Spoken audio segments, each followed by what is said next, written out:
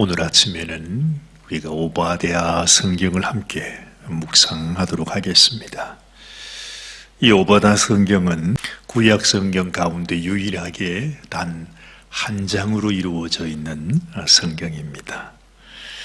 그렇지만 언제나 하나님의 마음은 그렇잖아요.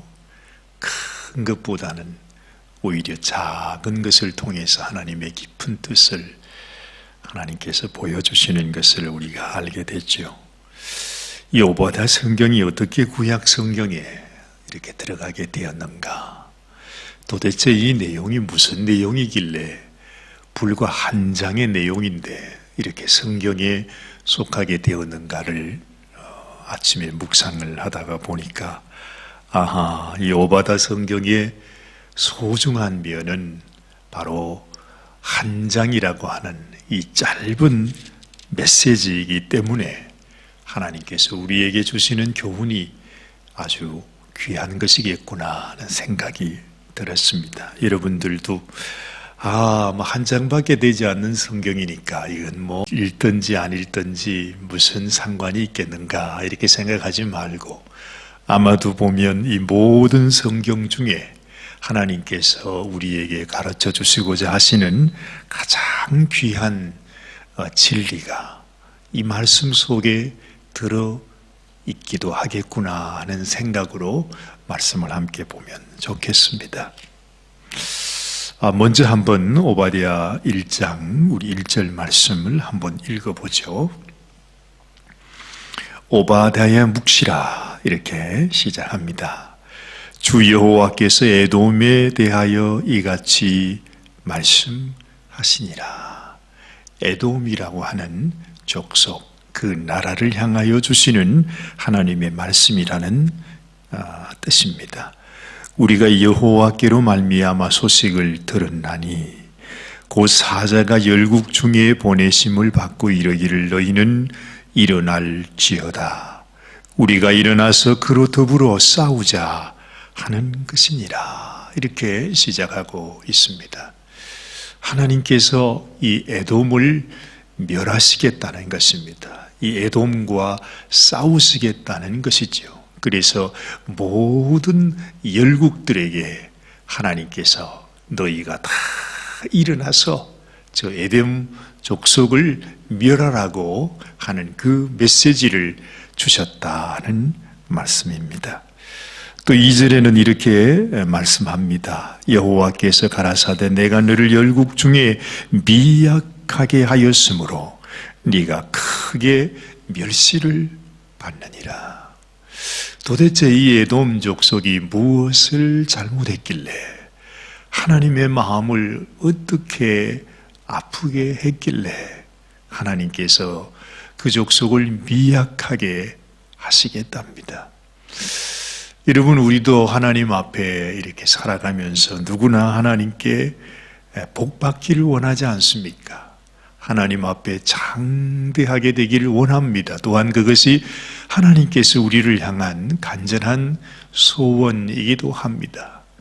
그런데 하나님께서 오늘 이 에돔 족속을 향하여서는 하나님이 내가 너를 열국 중에 미약하게 하였다. 그렇게 말합니다. 이 모든 나라 가운데서 하나님께서 이 에돔 족속을 가장 약한 나라로 만드시겠다는 것입니다.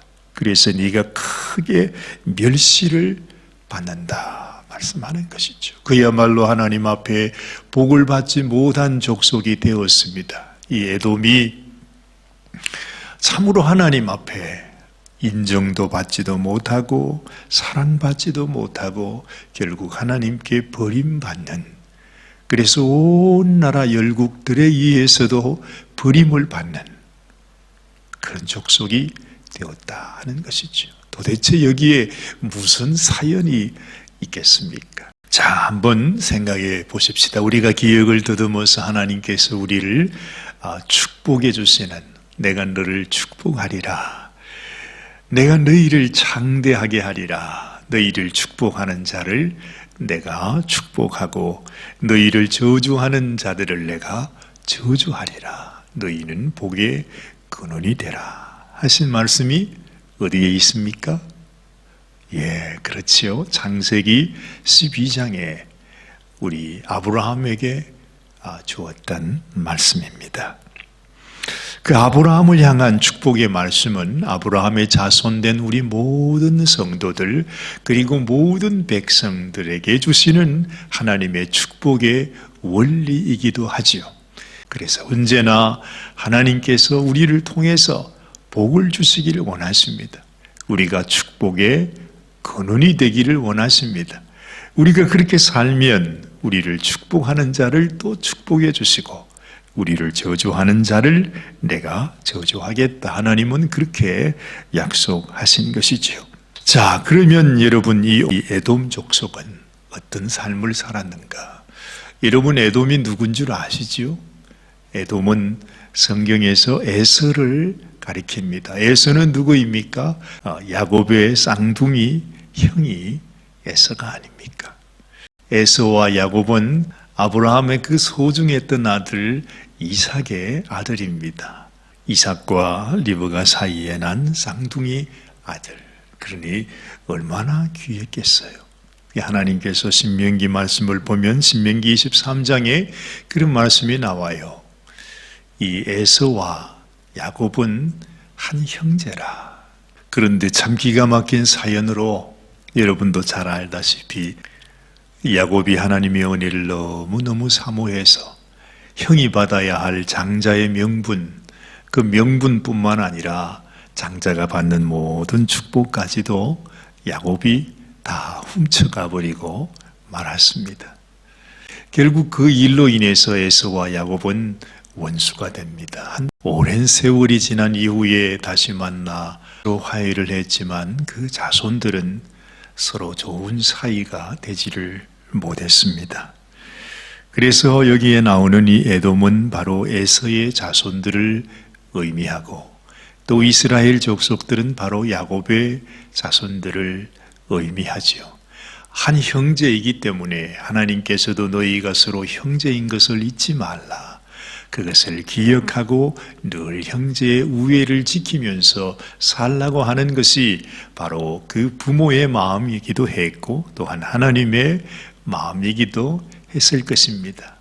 그런데 그렇게 살지를 못했습니다. 에돔의 자손들은 끊임없이 이 이스라엘의 원수와 같은 삶을 살았어요. 오늘 여러분이 오바댜 성경을 통해서 말씀하시는 것이 그렇게 형제를 사랑하지 못하는, 특별히 그 에서 형의 자손인 에돔 자손들이 이스라엘을 너무너무 적대했던 사실을 하나님께서 너무 가슴 아프게 생각하신다는 것입니다. 내가 너희를 절대로 잊지 않겠다 하면서 이 에돔 족속에게 하나님께서 심판하고 계시는 것을 말씀하고 있습니다. 그뿐만 아니라 에돔 족속은 그 자기 조상 에서처럼 영적인 그런 족속이 되지 못했습니다.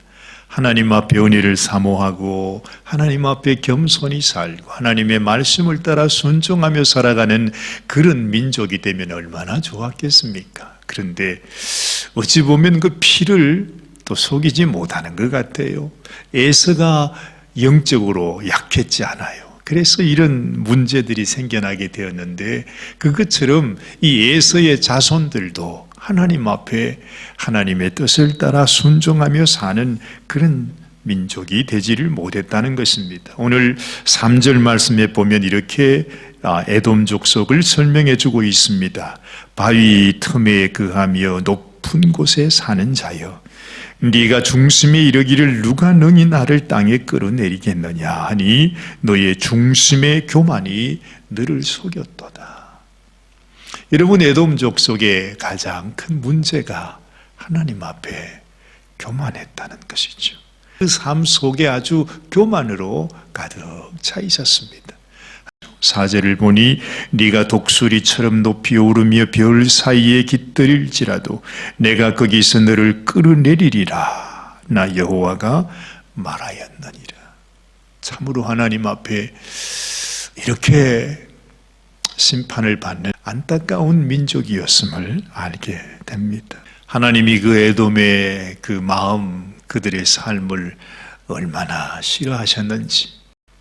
5절을 보니 혹시 도적이 내게 이르렀으며 강도가 밤중에 네게 이르렀을지라도 그 마음에 만족하게 취하면 그치지 아니하였겠느냐. 혹시 포도를 따는 자가 내게 이르렀을지라도 그것을 얼마쯤은 남기지 아니하였겠느냐. 네가 어찌 그리 망하였는고. 그래요. 여러분, 이 세상에 도적을 만나도 그래도 남는 게 있지 않습니까? 강도를 만나도 그것 때문에 완전히 다 빼앗기지는 않아요. 그런데 이 에돔 족속에게는 어떤 일이 있었다고요? 완전히 그들이 멸망을 하고 패망을 하는데 하나도 남김없이 다 빼앗김을 당했다 하는 것입니다. 에서가 어찌 그리 수탐되었으며 그 감춘 보물이 어찌 그리 수탐되었는고. 너와 약조한 자들이 다 너를 쫓아 병경에 이르게 하며 너와 화목하던 자들이 너를 속이고 이기며 네 식물을 먹는 자들이 네 아래 함정을 베푸니 네 마음에 지각이 없음이로다 말합니다. 이렇게 망해도 이렇게 망할 수가 없다는 것입니다. 하나님 앞에 복을 받는 인생, 언제나 하나님 앞에 겸손한 마음으로 살아야 할 것입니다. 하나님 앞에 복을 받는 인생, 하나님이 내 이웃을 내 몸같이 사랑하라 하시는 그 말씀을 기억하고, 이웃도 그렇다면 하물며 우리 형제 자매들을 향하여 우리가 어떻게 살아야 할 것인지를 오늘 말씀은 가르쳐주고 있습니다. 여러분, 이 에돔 족속이 얼마나 이스라엘 백성들에게 모질게 했던지 12절 말씀을 보니까 네가 형제의 날 곧 그 재앙의 날에 방관할 것이 아니며, 이스라엘이 멸망하는 때에 이 에돔 족속들은 그렇게 좋아했답니다.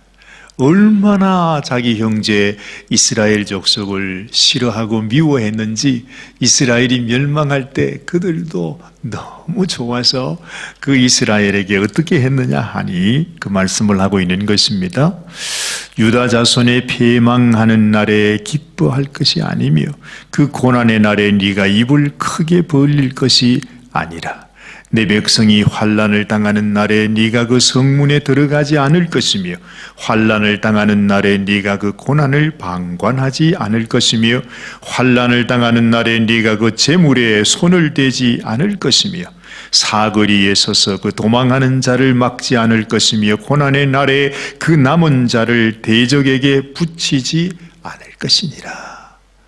이 이스라엘 백성들이 망하고 있을 때에 그들이 함께 가서 그 재물을 약탈하고 그 가운데서 도망가고자 하는, 피하고자 하는 그 백성들을 사로잡아 가지고 그 원수들에게, 대적들에게 다시 붙이는 그런 일들을 행했다 하는 것이죠.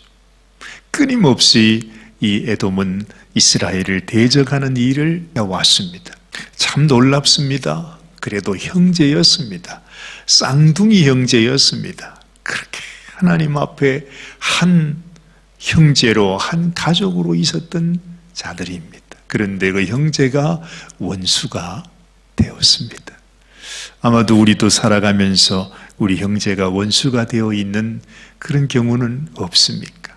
서로 가까이, 서로 사랑해야 하는 형제 자매이면서 우리가 한 피바다 한 몸 이룬 하나님의 백성이면서도 우리가 내 주변에, 내 옆에 있는 사람들을 미워하고 있지는 않은지 우리 자신을 살펴봐야 할 것입니다.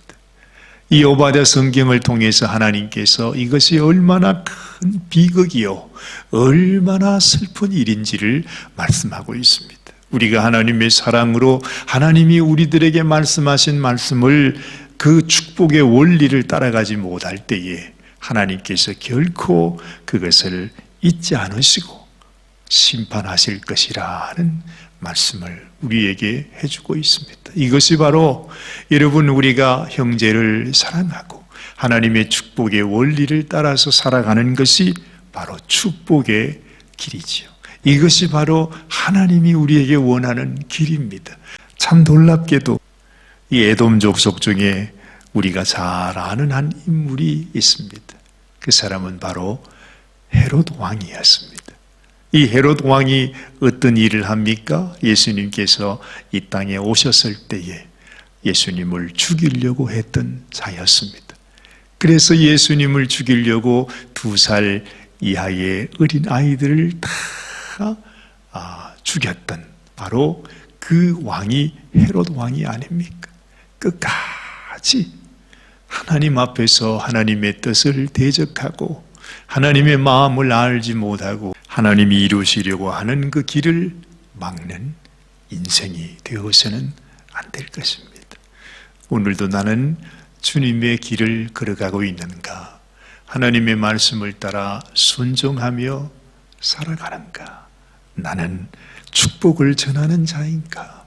하나님의 사랑으로 하나님께서 내게 분부하신 그 명령을 따라서 순종하면서 살아가고 있는가? 우리 자신을 다시 한번 살펴봐야 할 것입니다. 결국 보면 이 세상에는 2가지 종류의 사람이 있는 것 같습니다. 에서의 길을 가는 사람, 또한 야곱의 길을 가는 사람입니다. 여러분들은 누구의 자손입니까? 하나님의 은혜를 그토록 사모하고 하나님의 뜻을 따라 살아갔던 야곱의 인생을 살아가고 있습니까? 아니면 끝까지 하나님의 은혜가 소중한 것을 깨닫지 못하고 그저 육신을 위해서 하나님의 마음에 슬픔을 주었던 그 에서의 삶을 살아가고 있습니까? 오늘 아침에 우리의 마음을 한번 확인해 보시기를 바랍니다. 하나님 아버지, 하나님께서 오바댜 선지자를 통해서 우리에게 남겨주신 이 짧은 말씀 속에 하나님의 가슴 아픈 마음을 우리에게 전하시고 계심을 깨닫습니다. 하나님, 참으로 우리의 삶 가운데 나는 하나님의 은혜의 길, 하나님의 약속의 길을 따라 가고 있는지, 아니면 끊임없이 하나님 앞에 순종하지 못하고 또한 하나님을 대적하고 하나님의 마음을 슬프게 하는 길을 가고 있는지 우리 자신을 살펴보게 하옵소서. 주님, 우리가 이 에돔 족속처럼 멸망의 길을 걸어가는 것이 아니라 언제나 어떤 형편에서나 하나님을 바라보고 하나님의 약속의 말씀을 따라 순종하며 살아가는 저희들이 되게 하여 주시옵소서. 우리 주님 예수님의 귀하신 이름 받들어 간절히 기도드리옵나이다. 아멘, 아멘.